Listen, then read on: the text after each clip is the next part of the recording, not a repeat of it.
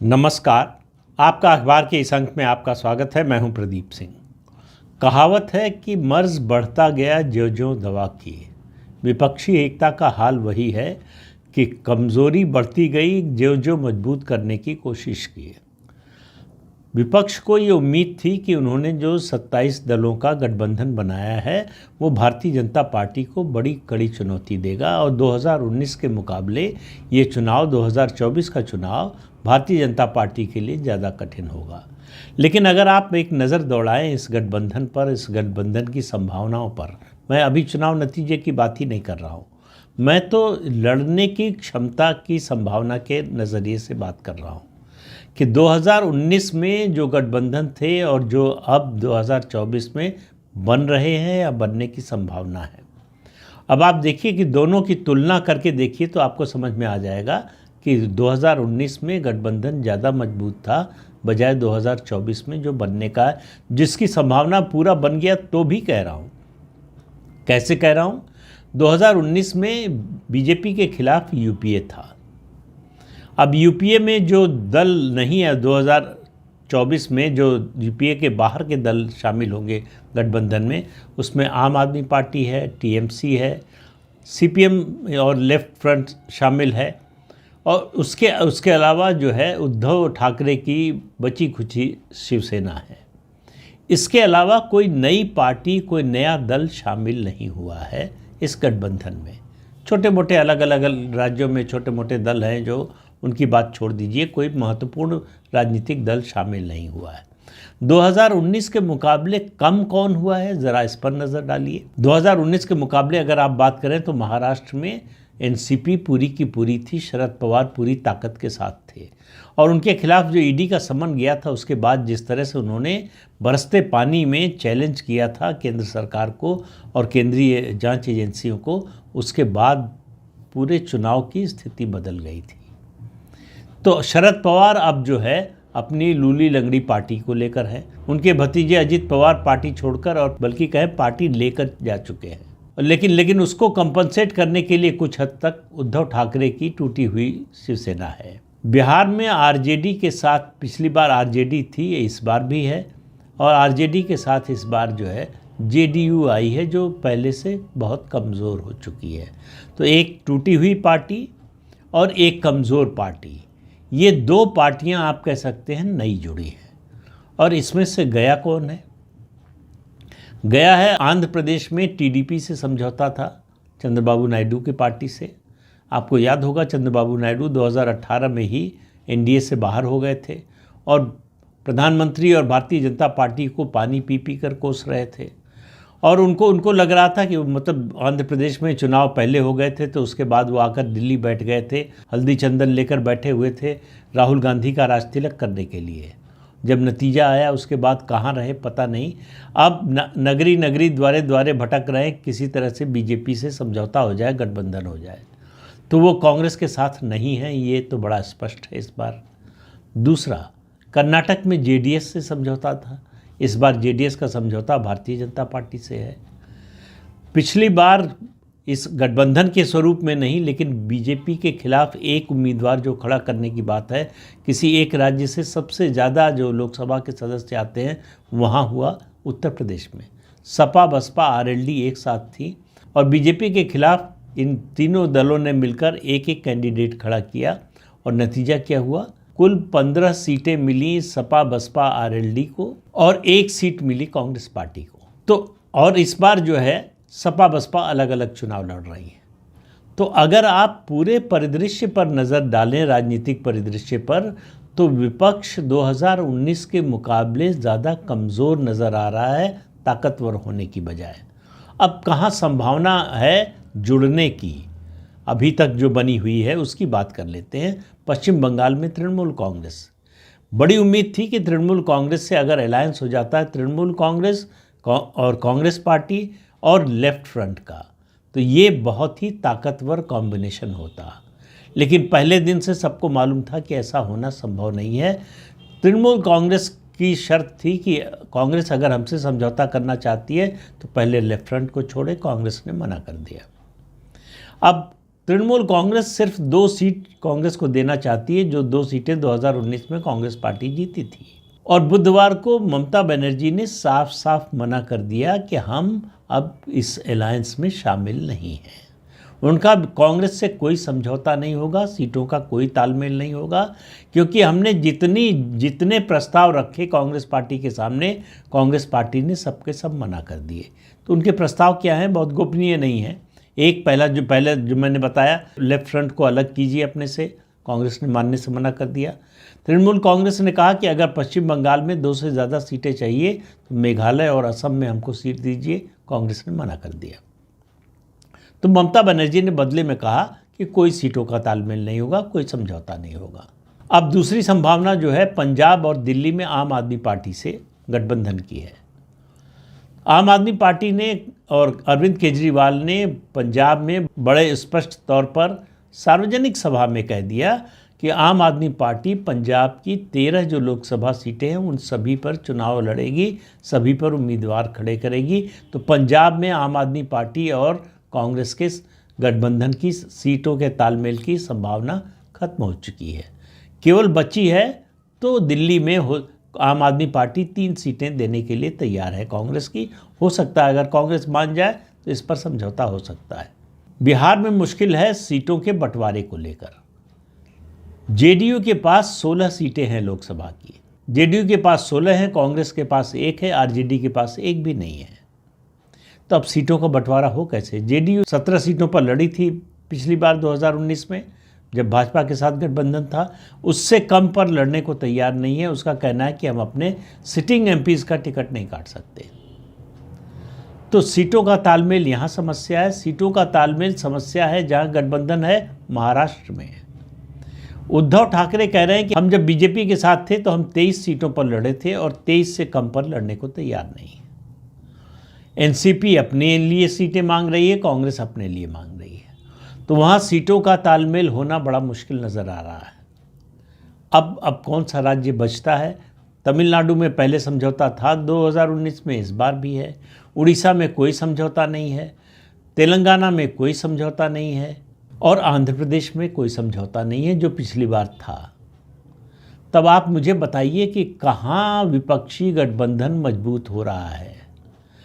एक पूरा 80 सीटों का चंक उत्तर प्रदेश से ही निकल जा रहा है, जहां बीजेपी के खिलाफ एक कैंडिडेट नहीं होगा विपक्ष का। वहां सपा भी लड़ेगी, वहां बसपा भी लड़ेगी, वहां कांग्रेस भी लड़ेगी। केवल सपा और आरएलडी का गठबंधन हुआ है। तो भाजपा विरोधी जो ताकतें हैं, भाजपा विरोधी जो खेमा है, वो 2019 की तुलना में कमज़ोर हुआ है और इसके और कमज़ोर होने की संभावना या कहें कि आशंका दिन पर दिन बढ़ती जा रही है। कांग्रेस पार्टी अपनी भारत जोड़ो न्याय यात्रा पर निकली है। नीतीश कुमार का कहना है कि अच्छा होता कि अगर कांग्रेस पार्टी इस यात्रा में सभी विपक्षी दलों को शामिल करती, यानी जो इंडी अलायंस के पार्टनर्स हैं उन सबको इसमें शामिल करती। लेकिन कांग्रेस अपना घरौंदा अलग रखना चाहती है, दूसरे के घर से हिस्सा चाहती है। समस्या इस गठबंधन की सबसे बड़ी ये है कि कोई अपने घर में दूसरे को घुसने नहीं देना चाहता, लेकिन दूसरे के घर में घुसने को, कब्जा करने के लिए तैयार बैठा है। इस वजह से ये गठबंधन या तो होगा नहीं, होगा तो चलेगा नहीं, चलेगा तो जीतेगा नहीं। तो इस गठबंधन से जिन लोगों को उम्मीद है कि भाजपा से हराने की बात तो छोड़ दीजिए, मैं बार बार आपसे कह रहा हूँ कि 2024 के चुनाव का नतीजा तय हो चुका है। भारतीय जनता पार्टी की जीत और नरेंद्र मोदी का तीसरी बार प्रधानमंत्री बनना तय है। सवाल सिर्फ है कि भारतीय जनता पार्टी की सीटें कितनी आएंगी। 303 से कितनी ज़्यादा होंगी? 303 से 302 भी नहीं होने वाली। सवाल सिर्फ इस बात का है कि 303 के ऊपर कितनी जाएंगी। जो मैंने पिछले वीडियो में कहा कि कोई आश्चर्य नहीं है, देश भर में जो राममय वातावरण बना है उसके बाद अगर बीजेपी 400 क्रॉस करे तो उस पर कोई आश्चर्य मत कीजिएगा। कुछ भी हो सकता है। जब मैं कहता हूँ कुछ भी हो सकता है, वो सिर्फ और सिर्फ भाजपा की दृष्टि से कह रहा हूँ कि भाजपा के आगे बढ़ने की कोई सीमा नहीं है। कितनी सीटों पर जाकर रुकेगी ये आज कहना मेरे लिए मुश्किल है, लेकिन भारतीय जनता पार्टी की गिनती 303 से शुरू होगी। 303 पर ख़त्म नहीं होगी, ना उससे पहले 303 पर शुरू होगी और कहाँ जाकर रुकेगी मुझे नहीं मालूम है। विपक्ष के नज़रिए से अगर आप देखें तो वो 2019 की तुलना में मुझे ज़्यादा कमज़ोर नज़र आ रहा है। भारतीय जनता पार्टी से मुकाबला भी कमज़ोर नज़र आ रहा है। कांग्रेस पार्टी 2019 में जिस स्थिति में थी उससे ज़्यादा कमज़ोर नज़र आ रही है। और जहाँ भी मुकाबला भाजपा और कांग्रेस का सीधा होता है वहाँ आपको मालूम है कि कांग्रेस पार्टी कहीं टिक नहीं पाती है। और कांग्रेस पार्टी और भाजपा का जहाँ सीधा मुकाबला है जिन राज्यों में, वहाँ इस गठबंधन के 27 दलों में से कोई ऐसा दल नहीं है जो कांग्रेस की मदद के लिए आ सके। तो कांग्रेस की मदद के लिए भाजपा के खिलाफ इन राज्यों में कोई आने वाला नहीं है। कांग्रेस पार्टी दूसरे राज्यों में किसी और पार्टी की मदद करना तो दूर है, उन पार्टियों पर निर्भर है। वो तमिलनाडु में डीएमके पर निर्भर है, वो पश्चिम बंगाल में टीएमसी पर निर्भर है, और केरल का जहाँ तक सवाल है वहाँ कांग्रेस और लेफ्ट का गठबंधन या सीटों का तालमेल होने का कोई प्रश्न ही नहीं उठता है। तो आप बताइए मुझे कि 2019 के मुकाबले कौन सा राज्य है जहाँ विपक्षी गठबंधन या विपक्षी खेमा ज़्यादा मजबूत हुआ है। हर राज्य में आपको कमज़ोरी दिखेगी। आज से 6-8 महीने पहले ऐसा लगता था कि शायद एनडीए, मैं बार बार जोर देकर कहता हूँ बीजेपी नहीं, एनडीए बिहार और महाराष्ट्र में कमज़ोर होगा। लेकिन अब जो परिस्थिति बनी है उसमें लग रहा है कि बीजेपी के कमज़ोर होने का तो सवाल ही नहीं, एनडीए भी महाराष्ट्र और बिहार में कमज़ोर नहीं होने वाला है। नीतीश कुमार की स्थिति पहले से ख़राब है। आरजेडी और नीतीश कुमार और कांग्रेस तीनों, बिहार की बात कर रहा हूँ, तीनों 2019 के मुकाबले कमज़ोर स्थिति में हैं। और प्रधानमंत्री ने ये जो मास्टर कार्ड चला है, ये जो ट्रम्प कार्ड चला है कर्पूरी ठाकुर को भारत रत्न देने का, उसके बाद से तो बिहार की राजनीति में और बड़ा बदलाव आने वाला है। आप देखते रहिए, अगर बिहार में भारतीय जनता पार्टी 2019 के मुकाबले ज़्यादा और बहुत ज़्यादा बेहतर करे तो कोई आश्चर्य की बात नहीं। इसी तरह से देखिए केरल में, जहाँ 20 में से 19 सीटें यूडीएफ जीता था, कांग्रेस के नेतृत्व वाला, इस बार वो रिज़ल्ट आने की कोई उम्मीद नहीं है।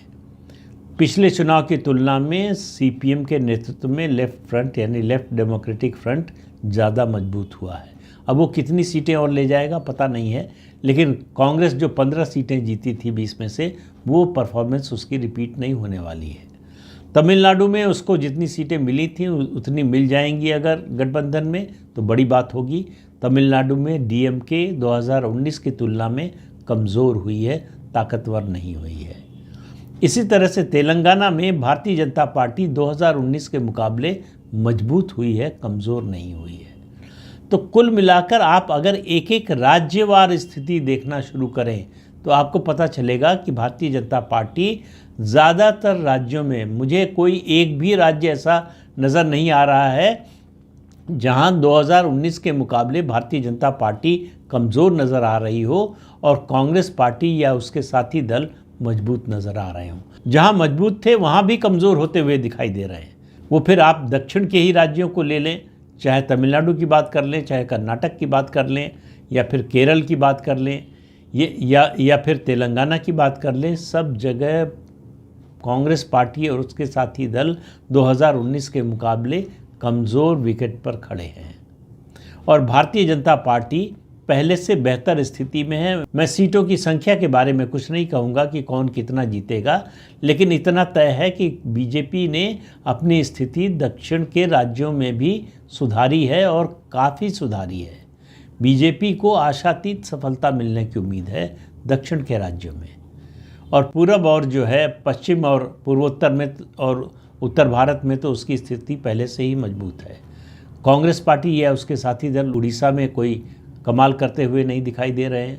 इसी तरह से पश्चिम बंगाल, जहां सबसे ज़्यादा उम्मीद थी कि अगर ये सब पार्टियां जो गैर भाजपा दल हैं मिल जाएंगे तो भारतीय जनता पार्टी के लिए अपनी 2019 की परफॉर्मेंस को रिपीट करना बहुत बहुत कठिन हो जाएगा। लेकिन अब ऐसा नहीं लगता। बड़ा स्पष्ट हो गया है कि सीपीएम और टीएमसी तो छोड़िए, टीएमसी और कांग्रेस का भी गठबंधन या सीटों का तालमेल नहीं होने वाला है। ये ममता बनर्जी ने स्पष्ट कर दिया बुधवार को। तो उसके बाद मुझे कोई एक राज्य भी नहीं दिख रहा है जहां विपक्ष 19 के मुकाबले मजबूत होता हुआ और भारतीय जनता पार्टी कमज़ोर होती हुई दिखे। तो इसलिए कुछ भी हो सकता है। जब कह रहा हूँ कुछ भी हो सकता है तो इसका मतलब है कि बीजेपी की सीटें कितनी भी आ सकती हैं। और बीजेपी की गिनती, फिर कह रहा हूँ, बीजेपी की गिनती 303 से शुरू होगी, 303 पर ख़त्म नहीं होगी। तो इस अंक में इतना ही। अगले अंक में फिर मिलेंगे किसी नए मुद्दे के साथ। तब तक के लिए अनुमति दीजिए। आपसे अनुरोध है कि ये चैनल देखिए, शेयर कीजिए, लाइक कीजिए और सब्सक्राइब ज़रूर कीजिए। नमस्कार।